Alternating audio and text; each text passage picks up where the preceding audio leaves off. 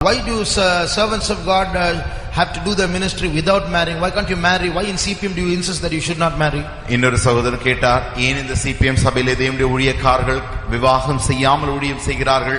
ஏன் விவாகம் செய்துதான் ஊழியம் செய்தால் என்ன, அப்படி செய்யாமல் செய்ய வேண்டும் என்று இங்கே சொல்லப்பட்டிருக்கிறது?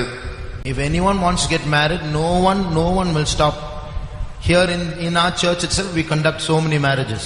யாராவது விவாகம் செய்ய விரும்பினால் நாங்கள் ஒரு காலம் தடுக்கிறதில்லை. எங்களுடைய சபையில் தானே நாங்கள் அநேக விவாகங்களை நடத்தி கொண்டிருக்கிறோம்.